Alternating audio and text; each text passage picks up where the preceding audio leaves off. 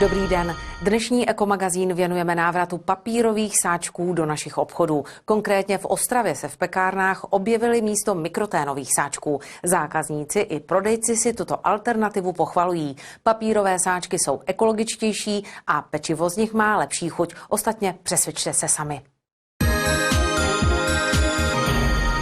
Papírové sáčky na pečivo. Jednoduchá a banální věc, kterou ale vytlačili z našich obchodů a domácností mikroténové sáčky. Ty se ale rozkládají až 100krát déle než papír. Klasika, která je šetrnější k životnímu prostředí, se tak vrací na pulty pekáren. Určitě je lepší dávat do těch papírových sáčků pečivo, déle vydrží křupavé a nezvlhne jako v těch mikroténových sáčcích. Ekologické sáčky určitě mají budoucnost. To je vlastně první věc, která mě na tom zaujala, a to z toho důvodu, že papír se rozkládá v přírodě zhruba 3 měsíce. Ten papír, který my používáme, má gramáž 35 gramů, je to tenoučký papír, takže velmi krátkou dobu. Tento papír je recyklovatelný, to znamená, jednak je to ze znovu obnovitelných zdrojů a dá se dále recyklovat a používat na další možné varianty, alternativy v papírenském průmyslu. Myšlenka distribuovat do obchodů papírové sáčky přišla do našeho regionu z Polska. Vymysleli to 2 mladí lidé, kteří začali podnikat v malém městě, zjistili, že mají poměrně solidní ohlas a nabídli tuto práci za pomocí franšízy dalším podnikatelům v Polsku. Takže v současnou chvíli podniká zhruba 90 podnikatelů v Polsku právě tímto způsobem, a to jen díky tomu, že to je velmi dobrá ekologická myšlenka. Ostrava je prvním českým městem, ve kterém pekárny balí zákazníkům pečivo do ekologických sáčků. V první vlně jich distributor rozvezl do obchodů asi 50 000. V plánu má rozšíření do dalších 30 měst, nejen v našem regionu. Máme velmi pozitivní ohlasy ze stran pekáren, které přijali tu myšlenku velmi dobře, a to díky tomu, jak jsme hovořili, že sáček je ekologický, je to náhrada vlastně za plastové sáčky, čili tím aktivně podporují ekologii a životní prostředí a jsou také lépe vnímáni v očích zákazníka. Hned jsme se dívali, hned nás to upoutalo, je to velice zajímavé, protože když je třeba pečivo ještě teplé, takže v mikroténových sáčcích se to lepí, že jo, a je to takové nepříjemné. Zdá se mi to velmi dobrý nápad. A už jste se s tím někde setkal? Ne, tady dnes poprvé. Páči sa mi takéto ekologické záležitosti, že to riešia obchody určitě. To bude dobrý nápad, jak byste asi nezaváděl. Papírový sáček je prostě lepší než ten mikroténový, vypadá i tak jako ekologičtěji, takže podle mě super nápad. Za ekologické sáčky na pečivo obchodníci ani zákazníci neplatí. Peníze na jejich výrobu a distribuci se ale někde vzít musí. Ty peníze se vezmou nebo získají v podstatě od zákazníků, kteří na našich ekologických taškách zviditelňují své firmy. Je to vlastně nový způsob propagace firem, který jim pomůže vlastně dostat se do domácnosti neotřelým způsobem za pomocí pečiva, které si lidé kupují dnes a denně. Takže ty sáčky v podstatě platí firmy. Jsou to firmy z regionu. Reklama se dnes na nás valí ze všech stran. Proč si ji musíme nosit domů s pečivem? To by mohl proti ekologickým sáčkům leckdo namítnout. Jednu věc ale musí uznat každý. Na rozdíl od reklamních letáků, které plní pouze jediný účel, papírové sáčky na pečivo potištěné reklamou jsou užitečné. A podnikatel, který má alespoň základní ekologické povědomí, může mít dobrý pocit, že svým dílem prospěl životnímu prostředí. Jsem ráda, že dnes opět po nějaké době mohu přivítat paní profesorku Dagmar Juchelkovou, vedoucí útvaru katedry energetiky a akademického pracovníka Vysoké školy Báňské technické univerzity. Dobrý den. Dobrý den, paní profesorko. Určitě naši diváci už vědí, že jste velká odbornice na odpady, a proto jsem si vás dnes pozvala. Děkuji, každopádně mě to baví a jsem ráda, že jste si našli čas na toto zajímavé téma. Paní profesorko, jaký máte názor na podobné podnikatelsko-ekologické aktivity, jako jsou tady tyhle sáčky na pečivo? Tak já si nejsem odborník na to, na podnikatelské aktivity, ale každopádně si myslím, že navracet věci, recyklovat, to znamená navrátit je do oběhu, snažit se využívat recyklované materiály pro další a další věci, případně materiály, které potom už neslouží svému účelu, najít pro ně alternativní využití, mají vždycky smysl. Takže... Půjde ještě s těmito sáčky tady s tímhle papírem něco dál dělat? Tak To je třeba pro lidi, kteří si to pečivo každý den do těch sáčků koupí a teď nevědí, do jakého odpadkového koše je hodit. já si myslím, že každopádně je s papírem potřeba něco dělat. Je potřeba si ale uvědomit, že papír není 100% recyklovatelný, že může obíhat jenom určitým způsobem. Já jsem původně chtěla využít vašeho papíru tady na svoje hraní, protože tento papír má jinou kvalitu než tento papír. Určitě. A našli bychom celou řadu. Já jsem si tady ještě připravila pro vás jiný druh celulózového produktu, to znamená papírového. Ale je tady vlastně ta záležitost, že vy to musíte zpracovávat separovaným sběrem. Jinak to nemůže vypadat. Pokud já toto vezmu a vy říkáte, že to je na pečivo, to znamená, až s ním pečivo, to mnou projde, Ano. s vedlejšími produkty lidské činnosti jsme se zatím nezabývali, ale tenhle zbytek, který mám papírový, dám do směsného komunálního odpadu, takže je nijak nevyužitelný. Ale pokud budu vzorově, tak jak mi to dokonce ukládá zákon, třídit odpad, to znamená, tento papír vezmu do recyklovaného sběrného místa, v případě kontejneru, sběrného dvora, tak to určitě využitelné je. Správně, úplně správně bychom měli mít hromádku na barevné časopisy, takové ty hladké, křídové, takové ty občas, co nám někdo dá, nebo my si koupíme, na klasické noviny, které jsou tištěné třeba jenom jednou barvou. Měli bychom mít na kancelářský papír zvlášť recyklaci. Ale to je utopie. Já se přiznám, ani já doma na to nemám prostor. Tak nějak. A to jsem dost ukázněna. Ano, já jsem si toho vědomá a vždycky, když vás slyším, co všechno děláte, tak se někdy možná zastydím i já, ale musím říct, že třeba moji kolegové v zahraničí to tak dělají. A dokonce na univerzitách to zcela běžně funguje, že ti studenti mají tlak na to, že sami mají 5 krabic, do kterých se to ukládá a funguje to tam. Jo? U nás je to opravdu trošku utopie.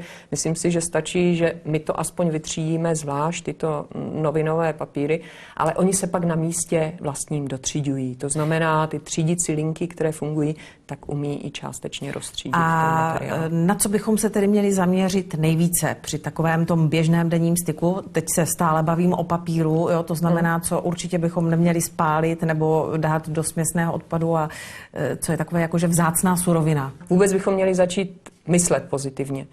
A pokud možno zkrátit ten řetězec toho, kde ten odpad končí. Kdybych byla úplně, když máme ten papír, tak teoreticky, kdybych chtěla zkrátit řetězec, tak řeknu ano, já si do toho vezmu svoje pečivo, tím pádem svýma špinavýma rukama se prostě toho pečiva nedotknu. Já mám problémy s igelitovými sáčkama, tvrdím, že to pečivo v tom zvlhne, někteří říkají, že v papírových sáčcích zase stvrdne. Já tvrdím, že když je kvalitní pečivo, tak papírový sáček nebo utěrka je skutečně to nejlepší. A říkali jsme, jak zkrátit ten řetězec, tak bych měla ten rohlík sníst v tom sáčku, abych si nemusela jít myt ruce, sáček zmačkat a ještě na místě, kde vlastně mi ho dali, to znamená v tom obchodě vrátit. Samozřejmě to teďka byla legrace, protože to přece beru na to, abych měla doma řešení, ale jde mi o produkty jiného charakteru. Toto třeba byla legrace, ale vy jste mi před besedou říkal, že v Německu to funguje, byť u jiného zboží, ne u pečiva, ale třeba u nějakých elektrospotřebičů a podobně, že lidé si už z obchodu odnášejí bez těch kartonů. Je snaha a ono už to vidíte i tady, máte tu šanci že v některých obchodech, že vlastně pokud si koupíte produkt, a já teďka nemám bohužel žádný produkt tady jako příklad, ale byl by této velikosti, tak obvykle, aby se tam vešly všechny návody, všechny propagační akce, tak je to hodně potištěné, tak ti lidé to řeší tak, že to hezky vybalí, karton si nechte vy s ním máte do starostí a vlastně jde to hned zpátky k tomu výrobci a já si domů odnesu ten produkt s účtem, takže když to chci vyreklamovat, tak stačí mi účet. Tady se vám někdy snaží ti výrobci říct, vemte si to domů, popřemýšlejte, jestli to chcete, odzkoušejte, pak nám to vraťte v originální krabici a tím vás vlastně přimějou k tomu, že to nakládání s tím i papírovým nebo kartonovým obalem přechází na vás a vy to zase zpátky vezete, buď tramvají, autem, musíte to dostat někde ke konečnému zpracování, jo? Takže to je taky někdy Kolikrát těžké. vlastně takový papír můžeme recyklovat? Realita říká, že je to podle druhu papíru, ale většinou 4x, 6x, někteří uvádějí 2x, ale tak v průměru se dá říct, že asi 4x ten papír oběhne, ale nemůžu si představit, že tenhle papír 4x oběhne. To Tenhle už ne, a tenhle? Tenhle snad ještě by mohl. No jo, ale on nemá čip, vy nemůžete dohlídat, že skutečně 4krát odběhl. Jasně. Ale dá se to spočítat na základě toho produkovaného množství, že určitě ten papír, recyklovat papír má smysl. Jo, zvláště ty vysoce kvalitní papíry určitě jsou recyklovatelné.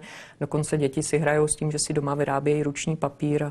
Myslím si, že to je ideální hračka, kdo vyrobí hezčí ruční papír a rozvaří ho. Jo. Jedna věc je to vlastně třídit a připravit pro tu recyklaci, ale další věc je opravdu to zrecyklovat a nějakým způsobem s tím technologicky naložit. Máme u nás v regionu dostatek takových zařízení, nebo potažmo v České republice? Tak já si myslím, že o recyklaci se hodně dlouho mluví, i když, a teďka nechci říct, že konkurenční televize, ale občas se objevují i spoty, jakou výmluvu máš ty, že něco netřídíš, jestli máš dost blízko třídící zařízení. Takže myslím si, že technologií je tu dost, že spíše máme problémy s těma technologiemi, nebo takhle řekněme, při té recyklaci vždycky vzniká část vedlejších produktů, z kterých už se ten papír nikdy nevyrobí. Je to vlastně odpad, který někde končí. A on někde končí a většinou na skládkách. Jo? A to si myslím, že bychom se měli zamyslet na ten cyklus, že by měl být prodloužený, co se s tím dá dál dělat. Já jsem vám ještě taky zmiňovala, existují určité hnutí, které označují, že žádný odpad nemusí končit na skládce, žádný odpad nemusí skončit ve spalovně, prostě recyklujme do nekonečna. A je to utopie? Další. Říkala jste, že to vzniklo v Austrálii. Já se Jak se jim to že... tam tedy daří realizovat? Asi těžko. Tak je to velká země, koncentrace lidí málo, takže to je úplně jiný opačný případ, než je třeba Japonsko. A tím pádem oni neříkají, kdy to zrecyklují, tu konečnou fázi. Někteří říkají, že i skládky jsou potenciálně recyklovatelné a záleží, v kterém horizontu se bavíme. A nevím, jestli se jim to v délce života podaří. Samozřejmě jsou druhy odpadů, a zase jdeme kousek do té vážné strany, jsou druhy odpadů, které lze lépe recyklovat a které hůře. Papír patří mezi ty lépe recyklovatelné odpady. Ještě jako takový bombónek na závěr, vy jste mi zmínila jednu zajímavou aktivitu jedné zahraniční firmy, která nakládá docela zajímavým způsobem s recyklovaným materiálem. Tak já asi nechci tady ani propagovat zahraniční firmy, ale ty nápady jsou, nebo hledají se alternativy, jak to právě lépe využít, to, co už jsme vytřídili, protože ze zákona je povinnost třídit, takže se hledá i alternativní způsoby uplatnění, co s těmi vytříděnými surovinami, takže se opravdu z nich dělají různá i speciální vlákna, izolace se s tím dělají. Prostě hledáte i další a další alternativy, abyste ušetřila primární suroviny, protože já znovu si dovolím vnutit tu myšlenku, nemluvme jenom o třídění, ale mluvme o tom kroku předtím. Měli bychom vždycky zabránit vzniku toho odpadu. A tam můžeme všichni udělat ještě víc, než při tom vlastním třídění. To už začíná při těch nákupech. To začíná při těch nákupech, jo, ale nemůžu, tady se to nepatří, ale já vždycky říkám, že pánové, kteří neradi chodí do obchodu zkoušet nové oblečení, tak to není proto, že tam nechtějí dojít, ale protože jsou ekologicky myslící.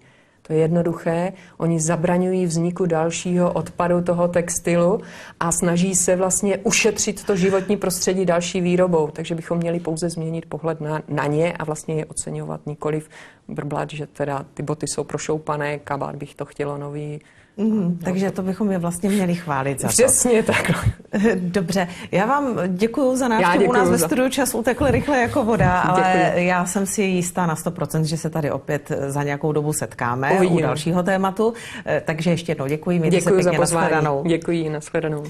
Vám děkuji za pozornost, na viděnou opět za týden u dalšího Ekomagazínu.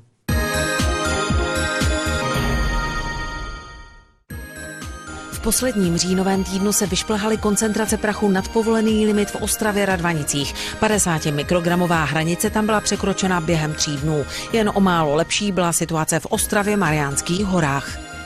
V měsíci říjnu se už vyskytly na většině stanic koncentrace s nadlimitními hodnotami PM10, a to na těch nejznečištěnějších stanicích, jako je třeba Havířov nebo Karviná.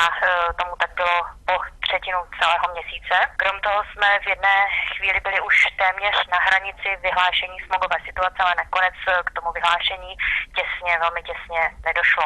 Vysoké koncentrace se vyskytují v posledních měsících i na stanici v Ostravě Zábřehu. Lidé se nás ptají, co je důvodem. Stanice se dostala do blízkosti dopravní stavby a ten lokální vliv se kombinuje s přirozeně zvýšenými koncentracemi na této lokalitě.